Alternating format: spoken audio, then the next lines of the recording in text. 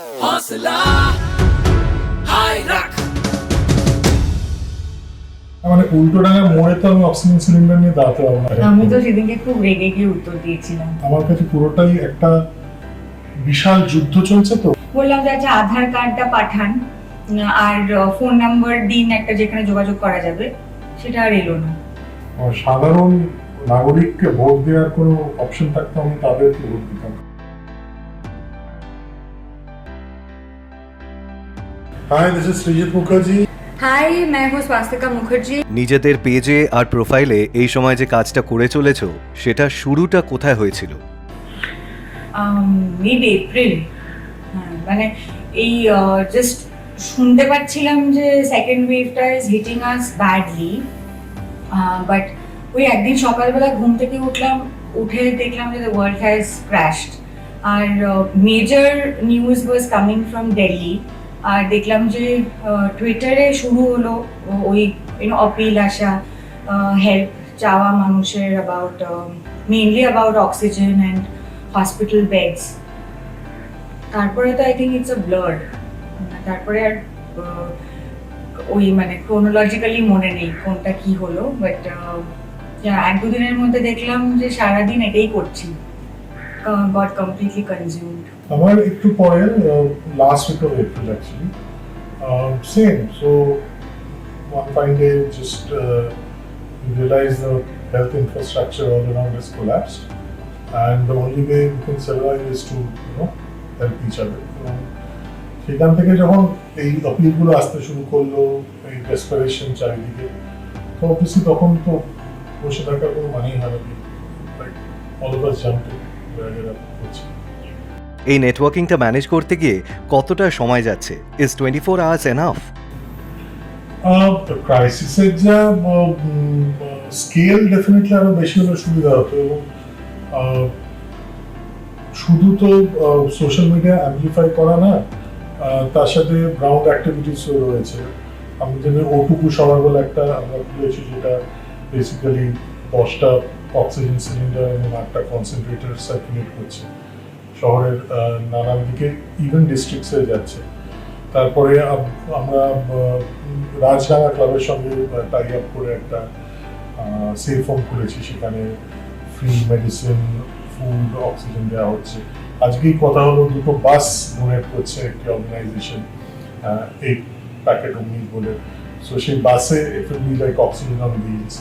So ওটুকু সবার অনেক কিছু করছে, সেটাই থাকতে হচ্ছে, প্লাস সোশ্যাল মিডিয়া অ্যাম্পলিফাই করাটা, তো যেটা স্বস্তিকা বলবো যে অ্যাম্পলিফাই করাটা এখন নিড অফ দি আওয়ার। আর রিটুইট করা বা শেয়ার করার থেকেও আরেকটা কাজ যেটা মানে মানুষ করতে পারে হচ্ছে যে এত ইনফরমেশন বিভিন্ন প্ল্যাটফর্মে অ্যাভেলেবল। কিছু ইনফরমেশন টুইটারে অ্যাভেলেবল, কিছু ইনফরমেশন আবার ইনস্টাগ্রামে অনেক বেশি অ্যাভেলেবল। সো ওই মানে আমার যদি চোখে কিছু পড়ে which is really worthwhile on Instagram, তাহলে আমি আবার সেটা সেভ করে আবার টুইটারে পোস্ট করি। সো ওই ক্রস পোস্টিংটা হচ্ছে অন অল প্ল্যাটফর্মস, বাট টুইটারে এক একটা হ্যান্ডেল তারা শুধু টুইটারেই আছে, তারা ওখানে টুইটারে যা ইনফরমেশন দিচ্ছে সেগুলো আমি আবার নিজে কপি পেস্ট করে আবার ফেসবুকে দিই, কারণ সবাই তো সব জায়গায় অ্যাভেলেবল নয়। বা টুইটারে একটা খুব ক্রিটিক্যাল কেস এলো, এই একটা লখনৌতে প্রেগনেন্ট মহিলা, তার ও নেগেটিভ ব্লাড লাগবে, তার চেনাশোনা লোকজন বা ভলেন্টিয়ার বা যারা আপিল করেছে তারা আবার ইনস্টাগ্রামে নেই। So I'm copy pasting that post, asking for a contact number, and again then sharing it on Instagram profile. So it takes a lot of time. যখন পার্সোনালি কাউকে হেল্প করতে গেছো, তাদের বাড়ির লোকেদের থেকে কোনো নেগেটিভ রিয়াকশন কি পেয়েছো? আমি তো ফেস আপাতত করিনি। আমি যেটা মানে রিয়াকশন বলতে যেটা একটু মাঝে অসুবিধা আছে, যে আপিল করে তারপর ডিসঅ্যাপিয়ার, তারপর ফলো আপ করার পর ফোন নাম্বার পাওয়া যায় না, ডিটেলস পাওয়া যায় না। আর আপিল করার একটা স্ট্রাকচার আছে, মানে আমার বাবা খুব অসুস্থ, হেল্প করুন, এই আপিলটার অ্যাকচুয়ালি কোনো মানে হয় না। বাবা কোথায় আছেন, কিভাবে হেল্প করব, এই যে ডিটেল, এই ডিটেলটা সবসময় আসে না। একজন লিখেছেন উল্টোডাঙায় অক্সিজেন দরকার, প্লিজ। আমি তো সেদিনকে খুব রেগে গিয়ে উত্তর দিয়েছিলাম। মানে উল্টোডাঙার মোড়ে তো আমি অক্সিজেন সিলিন্ডার নিয়ে দাঁড়াতে পারবো না, আমাকে তো ডিটেলটা দিতে হবে, কোথায় অক্সিজেন দরকার, কিভাবে পৌঁছবো না পৌঁছবো, এই ডিটেলটা যদি একসাথে দেওয়া থাকে তখন টাইমটা খুব সেভ টাইম হয়। ওয়েস্ট হয় না। যারা বাড়ির লোক যারা হেল্প চাইছে বা যাদের থ্রু দিয়ে হেল্প চাওয়া হচ্ছে, ক্রিটিক্যাল মানে একদম ডাইং স্টেট এক্ষুনি দরকার বলে একটা পাঠিয়েছে মেটেরিয়াল। এবার আমি 4টে ফোন করে হসপিটাল থেকে ফোন এলো বা যার থ্রু দিয়ে চেষ্টা করছি, সে বললো যে বেডের ব্যবস্থা হয়ে যাবে। বললাম যে আচ্ছা আধার কার্ডটা পাঠান আর ফোন নাম্বার দিন একটা যেখানে যোগাযোগ করা যাবে, সেটা আর এলো না। তো সেখানে হসপিটাল থেকেও ফোন করে বলে যে তাহলে কি করব, বেডটা কি ছেড়ে দেবো? সো ওইটাই একটা আমার মনে হয় শুরুতে ইট ওয়াজ আন্ডারস্ট্যান্ডেবল, বিকজ এরকম ক্রাইসিস না ওনারা করেছেন না আমরা এরকম ভাবে ঝাঁপিয়ে পড়ে একসাথে এটা করতে পেরেছি, কারণ pandemic it's once in a lifetime kind of a crisis. So সেই শুরুর দিকে তো কোনো ফরম্যাটেড ব্যাপার ছিল না, মানে তখন ব্যাপারটা খুব ডিসঅর্গানাইজ ছিল। তারপর ইনফ্যাক্ট একটা ফরম্যাটও আমরা বহুবার শেয়ার করেছি যে এই ফরম্যাটে যদি আপনারা পাঠান তাহলে হেল্পটা অনেক ফাস্ট আসবে, অনেক এফিসিয়েন্টলি পাবে। তো সেটাই মানুষ অ্যাডজাস্ট করতে মাঝে মাঝে একটু টাইম নিচ্ছে। সব থেকে টাফ সিচুয়েশন কি ফেস করেছো? আমার তো ওই পাঠানকোটের কেসটা which I thought was completely unachievable for me. Just ভাবতেও পারিনি যে কলকাতায় বসে একটা ফোন নিয়ে আলটিমেটলি মানে কোন কার থেকে হেল্পটা বা কাকে ট্যাগ করে কিভাবে কে actually is the person who has done the work সেটা তো আর বোঝা যায় না। কিন্তু একটা ডিএম পেয়ে সেটাকে অ্যাম্পলিফাই করে, আর everything is happening during midnight. এদিকে একটা টিকিং বম্ব আছে যে সকাল 7টা একটা ডেডলাইন দিয়ে দিয়েছে ডাক্তার, আর this person was from the defence. So ওরা ওদের এক্স্যাক্ট লোকেশনটাও সোশ্যাল মিডিয়াতে দিতে পারছিল না বা জানাতে পারছিল না। So we didn't it was like a very very bad situation. আর তারপরে 4:30 সময় I got the message and then I called the person personally and checked that the oxygen had reached। আর যে ভলেন্টিয়াররা দিল্লি থেকে সমস্ত যোগাযোগ করছিল আমার সঙ্গে, তারাও নিজেরা কথা বলে ওই ভয়েস নোটটা পাঠিয়েছিল যে just to confirm that it has actually reached and ওই ভায়া হয়ে আসছে না। তো আমার ওটা মনে হয়েছিল যে আমি জানি না এটা কি করে সম্ভব হলো।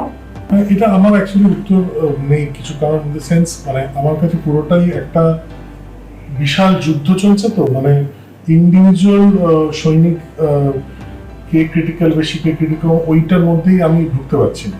আমার কাছে ওই একটা আমি লিখি একটা কেস সলভ হয়ে গেলে যে this has been sorted, thank you all. তো এবার ব্যাপারটা হচ্ছে যে এই যে এত কিছু হচ্ছে, এই এত কিছু হওয়ার মধ্যে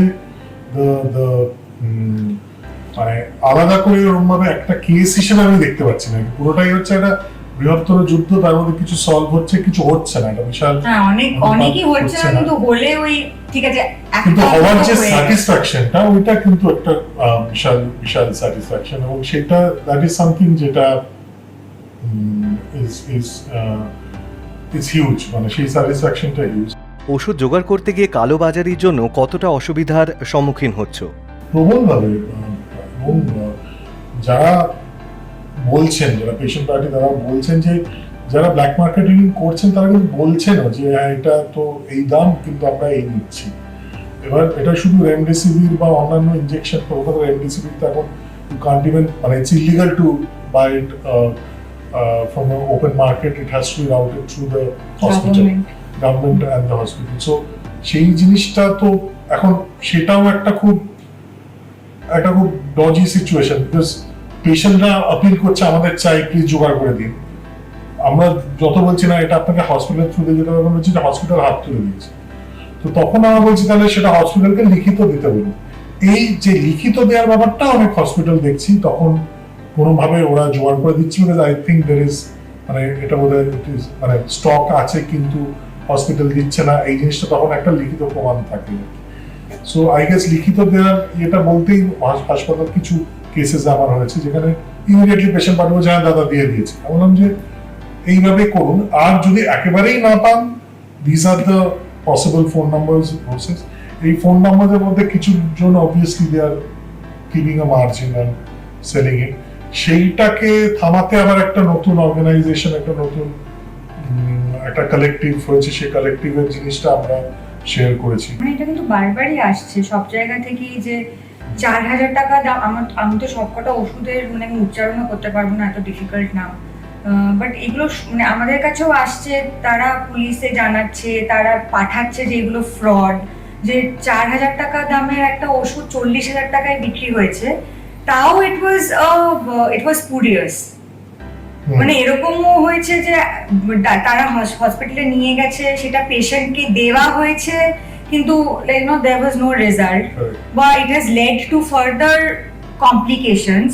কিন্তু মানুষের মানে অসহায় হয়ে গেলে তখন মনে হয় যে আমি যেখান থেকে পাচ্ছি, যেভাবে পাচ্ছি, I will procure it to save my loved one.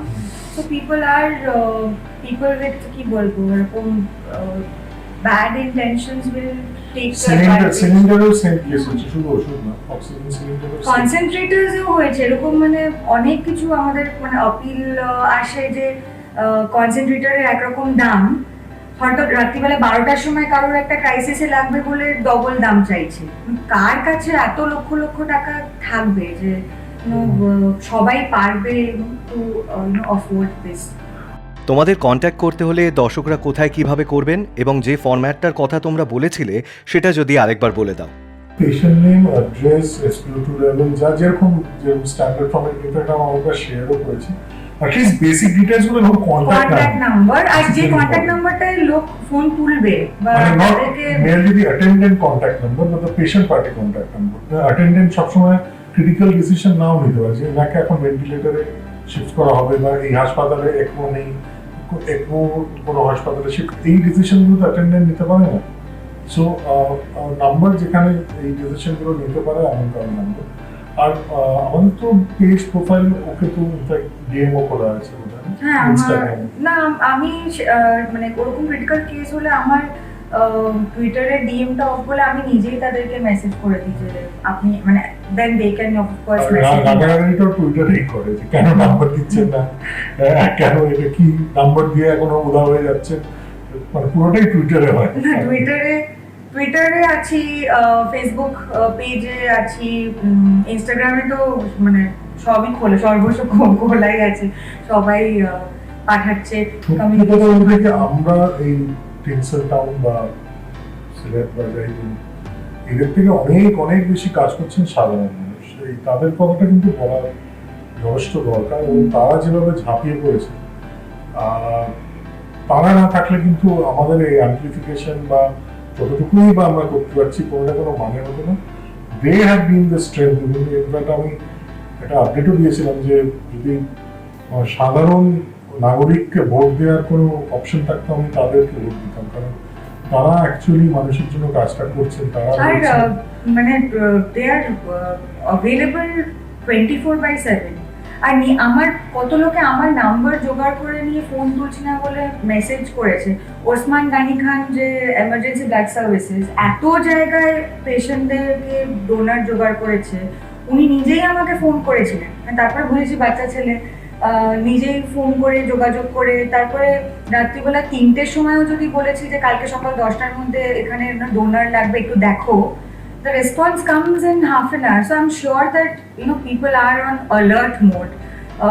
Swati Roy Choudhury, Marcus Braganza, এদের কিন্তু সবার সাথে আমার সোশ্যাল মিডিয়াতে আলাপ, কিন্তু এখন প্রত্যেক ঘন্টায় কথা এমন ভাবে যেন মনে হয় জন্মান্তর ধরে চিনি। গার্গী ভট্টাচার্য, তনুময় নস্কর, অভিরূপ সেন, চৈতালি বিশ্বাস, অর্কদীপ। তো এর মানে I'm amazed the amount of work which is being done, এবং সেখানে মানুষ নিজের জীবনে তোয়াক্কা না করে কোভিড পজিটিভ পেশেন্টদের ওখানে যাচ্ছে, সিলিন্ডার করছে, দাওয়া খাওয়া বলে রাত বিরেতে যে কোনো সময়। ওদের কথা তো মানে 100% বলতেই হবে। রুরাল এরিয়াস ওদের ছাড়া যাই না কি করে চল। অরুণাভ বলে আরেকজনের সাথে আমার টুইটারে আলাপ হয়েছে। Bangalore, Hyderabad, Chennai, any cases I am like, আমি নিজেই ওকে হোয়াটসঅ্যাপে পাঠিয়ে দিই and he is trying to find leads and he gets back to me. So they're all strangers and people from different parts of the society that আলাপ হয়েছে। আর তারাও আমাদের সঙ্গে সঙ্গে 1 মাস ধরে এক মাসের একটু বেশি হয়তো কাজ করছে টু হেল্প পিপল। हौसला हाय रख